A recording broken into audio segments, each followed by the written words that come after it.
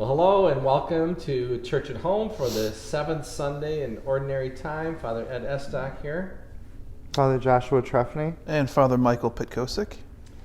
And we are actually challenged in this reflection today to come to a place where we can light as, a butterfly, that we can light that would make some connection between our lives and the gospel.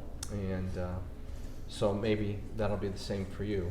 We were wanting to remind everybody to help us in reflecting on the great gift that virtual and online ministries are to the church, especially now in this post-COVID time. But of course, we also need to encourage people that there is no replacement for receiving Holy Communion at the Mass and participating in the celebration of the Eucharist. So if you are on the fence and straddling and maybe involved in a lot of socializing in life, or at least some, that it would certainly be the time to consider the invitation to come back to the worship of Mass.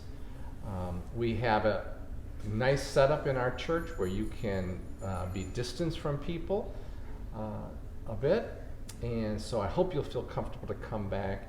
It certainly is we're missing all of you, and we hope that you will be longing for the Lord in Holy Communion. So, anybody want to take a stab at scriptures today? By the way, the supervisor's back.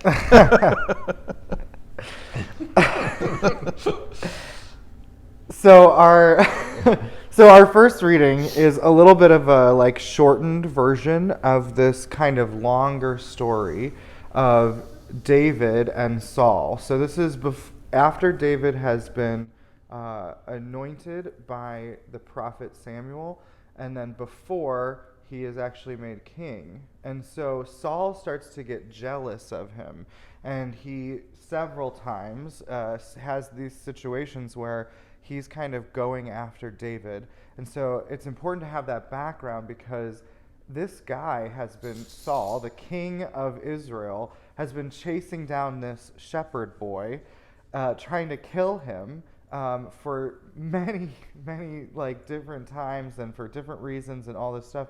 And it always comes back to the fact that David is not willing to harm the one who the Lord has anointed. And so he continues to show mercy, even though his enemy, who he doesn't really want to be his enemy, but Saul acts as his enemy, even though his enemy is in pursuit of him many times. It's a striking situation for David to be in. So Saul has identified David as his enemy, and that he needs to get rid of him. And David knows that he's been identified as the enemy, but he cannot make sense out of it. Mm-hmm. And so he refuses to defend himself against Saul. So this is at least twice now, David has had the clear opportunity to kill Saul. And other people around him are encouraging him, come on, this is it. Take your chance. Defend yourself, protect yourself. And he keeps saying that he will not mishandle the Lord's anointed. Mm-hmm. And so that is coming across, as Father said, as mercy. Yeah, and so we see these two viewpoints, right? So Saul carries the viewpoint of your ordinary human, right? Your average guy. He sees someone, he makes a judgment about him, and then he makes a decision about his value, right? Whereas David, in this situation, not always, but in this situation, David sees Saul the way that God sees him, as his anointed one, his sacred one, this person that God has called out.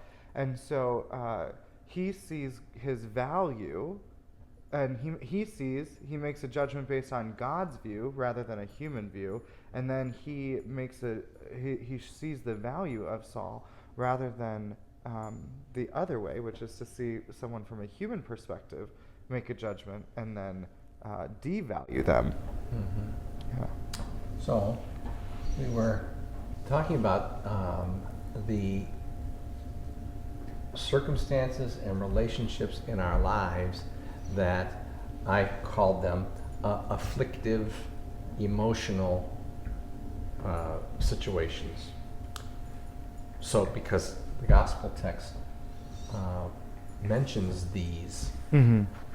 and what I mean by afflictive emotions is that we are all variously afflicted by being upset with somebody. Mm-hmm. And so, as Joshua was suggesting, we, like Saul, make a judgment of other people based on how they threaten us. And so then the Lord is showing us that depending on how you are threatened, and then how you judge, and then how you condemn, you are identifying what's the most important thing in your life, and that is yourself. Mm-hmm. So, Mm-hmm. So we have these, these little comments that Jesus is making, which are really striking. They're shocking a little bit in what they're saying, but he's trying to really point out this difference of like judgment versus value that's going on, and the perspective of human thinking versus godly thinking. And so if we can allow ourselves to shift our perspective to think more like God, then these things become less shocking and more ordinary. we were talking about last weekend the Beatitudes. Right?